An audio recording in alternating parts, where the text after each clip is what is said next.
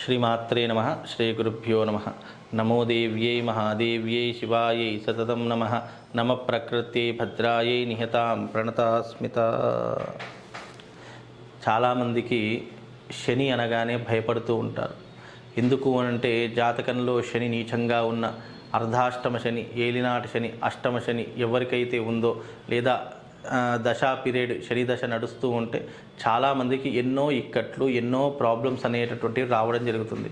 ఎందుకు అలా జరుగుతుంది అంటే శని జాతకంలో కర్మకారకుడిగా నిర్వహించినటువంటి వాడు ఈయన. కాబట్టి కర్మకారకుడైనటువంటి శని భగవానుడి యొక్క కర్తవ్యము, అతని పరిపాలన ఏంటి? ఎవరైతే పాపకర్మలు చేశారో దానికి ప్రాయశ్చిత్తం అనుభవించాలి, దానికి శిక్ష అనుభవించాలి అనేటటువంటిది శని భగవానుడి యొక్క కర్తవ్యం. కాబట్టి శని భగవానుడి యొక్క కర్తవ్యాన్ని ఏ రకంగా జడ్జిమెంట్ చేస్తారు అంటే, పూర్వజన్మ కృతం పాపం వ్యాధి పీడేన నశ్యతాం. పూర్వజన్మలో చేసినటువంటి కర్మానుసారం ఏదైతే ఉంటుందో మనకు అనేక రకాలుగా ఉంటుంది. దాంట్లో మొట్టమొదటిది వ్యాధి. అంటే ఏంటి? ఆరోగ్యం బాగుండకపోవడము, ఎప్పుడూ కూడా అనారోగ్యంగా ఉండడము, చీటికి మాటికి హాస్పిటల్స్కు ధనం ఖర్చు చేయడము, అంటే డబ్బు ఖర్చు చేయడము, ఇలాంటి రోగాల పరిస్థితి ఎక్కువగా అయిపోతుంది. స్కిన్ ఎలర్జీ రావడము, ఆస్తమా ఉండడము, మైగ్రేన్ లాంటి ప్రాబ్లమ్స్ ఉండడము, అలాగే బోన్స్ రిలేటెడ్ ప్రాబ్లమ్స్ ఉండడము, హార్ట్ రిలేటెడ్ ప్రాబ్లమ్స్ ఉండడము, లేదా ఉదర సంబంధము, అంటే ఉదరము అంటే అర్థం ఏంటి? కడుపుకి సంబంధించినటువంటి ప్రాబ్లమ్స్ ఉండడము. ఇవన్నీ కూడా ఎందుకు జరుగుతాయంటే శని మన జాతకంలో ఎంటర్ అయిపోయినప్పుడు ఏవేవో తెలియని వింత వింత రోగాలు మనకు పట్టుకొని పీడిస్తూ ఉంటాయి. దీన్ని వ్యాధి పీడ అని అంటాము. అదే రకంగా శని జాతకంలో బాగా లేకపోతే గనక మనకేమవుతాయి అంటే మనీ రిలేటెడ్ ప్రాబ్లమ్స్ వస్తాయి. మనీ రిలేటెడ్ అంటే చేస్తున్న వృత్తి వ్యాపారాలలో నష్టం రావడము, నమ్మి డబ్బులు ఇస్తే మోసం చేయడము, లేదు అనంటే కనుక మనం సంపాదించిందంతా కూడా వృధా ఖర్చులు కావడము, వ్యసనాలకు బానిస కావడం, తాగడానికి, జూదమాడడానికి, పరస్త్రీ వ్యామోహానికి, లేదా ఇష్టం వచ్చినట్టుగా డబ్బులు ఖర్చు పెట్టడానికి, మత్తు పదార్థాలకు, ఇలాంటి వాటికి బానిస కావడం, ఇవన్నీ కూడా జరుగుతూ ఉంటాయండి. చాలా మట్టుకు ఇన్ని రోజులు బాగున్నాడే, అలా హఠాత్తుగా మారిపోయాడు, ఇన్ని రోజులు ఇలా ఉండేవాడు కాదండి అని చెప్పి చాలామంది అంటుంటారు. ఎందుకు మారుతాడంటే జాతకంలో శని బాగా లేకపోతే, రాహు బాగా లేకపోతే, కుజుడు బాగా లేకపోతే గనక ఇలాంటివి ఎక్కువగా తమ జీవితంలో వచ్చేటటువంటి అవకాశం.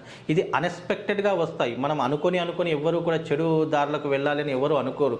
కానీ మన కర్మ కాలి, మన జాతకం బాగా లేకుండా ఉండి, మన యొక్క జాతకం దరిద్రంగా ఉంది అని అన్నప్పుడు ఇదిగో ఇలాంటివన్నీ కూడా ఒక్కొక్కటి మన జాతకంలో ఎంటర్ అవుతూ ఉంటాయి.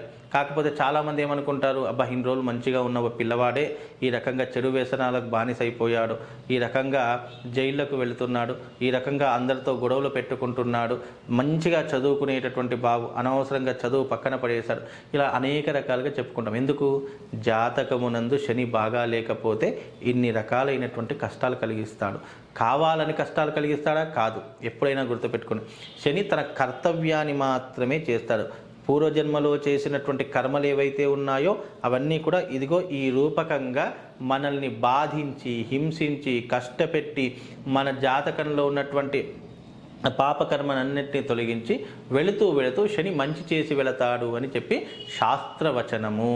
కాబట్టి ఇక్కడ ధర్మము, శాస్త్రం ఏదైతే ఉంటుందో, ధర్మ పరిపాలకుడు ఎవరైతే ఉన్నాడో శని భగవానుడు కావాలని, లేదా ఆయనకు మన మీద ఏదో కోపము అని మనకు ఇబ్బందులు కలిగించడు.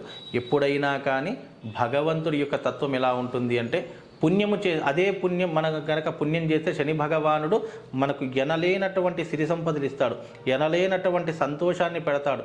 కాదు అనుకున్న పని కూడా చిటికెలో అయ్యేలా చేసేటటువంటి వాడు కూడా శని భగవానుడే. ఎప్పుడైనా గుర్తుపెట్టుకోండి, మనకు ఎంత కష్టం కలిగిస్తాడో అంత సుఖాన్ని ఇచ్చేటటువంటి వాడు కూడా శని భగవానుడు. కనుక శని దోషాలు ఉన్నటువంటి వారు ఎప్పుడైనా ఒకటి గుర్తుపెట్టుకోండి, శనికి సంబంధించినటువంటి తిలహోమ తంత్రము అనేటటువంటి సాధన ఒకటి ఉంటుంది. అది యజ్ఞము చేసుకునేటటువంటి విధానము. తిలహోమ సాధన, తంత్ర సాధన చేసుకుంటే శని భగవానుడు ఎవరినైతే పట్టి పీడిస్తున్నాడో వాళ్ళను విముక్తి చేస్తాడు. వాళ్ళకు కష్టాలు కలిగించకుండా వాటి నుండి తప్పించుకునేటటువంటి మార్గాన్ని శని భగవానుడే మనకు అందిస్తాడు. విద్య, ఉద్యోగం, ఆరోగ్యం, సంతానం, వివాహము, ఇలా ఒకటి కాదు రెండు కాదు, మనిషి జీవితంలో అనేక రకాల కష్టాలు ఉంటాయి. వాటన్నింటిని కూడా అధిగమించాలి అంటే తిలహోమ తంత్ర సాధన అనేటటువంటిది ఒకటి ఉంటుంది.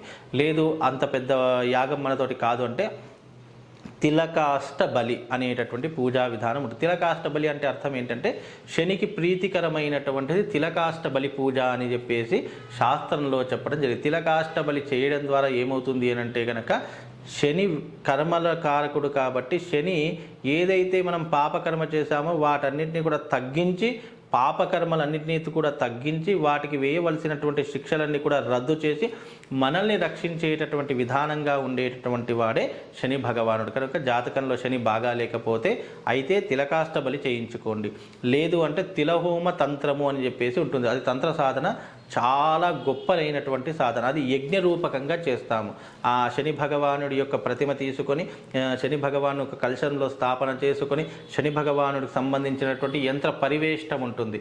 ఆ యంత్ర పరివేష్టితాన్ని వేసి ఆ తర్వాత శని భగవానుడికి షోడశోపచార పూజ చేయించేసి తిలహోమ తంత్రయాగం అనేటటువంటిది ఒకటి చేసుకోవడం ద్వారా శనికి సంబంధించినటువంటి సకల దోషాలు తొలగిపోతాయి. ఇక జీవితంలో మనకు శనికి సంబంధించినటువంటి నెగిటివ్ ఇంపాక్ట్ ఏదైతే ఉంటుందో అది మన మీద పడకుండా మనకు ఒక రక్షణ కవచంలా ఎప్పుడూ కూడా కాపాడేటటువంటిది ఆ యొక్క సాధన. తిలకాష్ట బలి అన్నా కూడా దానికి వేయవలసినటువంటి యంత్ర సాధన వేసి దానికి షోడశోపచార పూజ ఉంటుంది. అలాగే ఈ తిలకాష్ట బలిలో శనీశ్వరుడికి సంబంధించిన బలి ప్రధానం అనేటటువంటిది ఉంటుంది. ఆ బలి ప్రధానాన్ని శని భగవానుడికి సమర్పించి ఆ తర్వాత నువ్వులతో చేసేటటువంటి సాధన ఉంటుంది తిలకాష్ట బలిలో. ఆ సాధన చేస్తే శాశ్వతముగా ఈ యొక్క శని భగవానుడి నుండి మనము బయటపడవచ్చు. వీలైనంత వరకు శని భగవాను నుంచి మనం రక్షించబడతాము అనేటటువంటిది శాస్త్రవచనం. అందుకే శాస్త్రం నందు శని భగవానుడి యొక్క తత్వం అనేటటువంటిది చాలా గొప్పనైనటువంటిది. కావాలని కానీ కష్టపెట్టాలని కానీ పీడించాలని ఏ భగవంతుడు చూడడు. కాకపోతే వాటికి సంబంధించినటువంటి విధి విధానాలు అనేటటువంటివి ఏదో ఒక రకంగా మన మీద ఎఫెక్ట్ పడతాయి. కాబట్టి ఆ విధమైనటువంటి ప్రక్రియలు, ఆ విధమైనటువంటి పరిహారాలు చేసుకుంటే శుభము లాభము కలుగుతుందండి. శ్రీమాత్రే నమః. శ్రీ గురుభ్యో.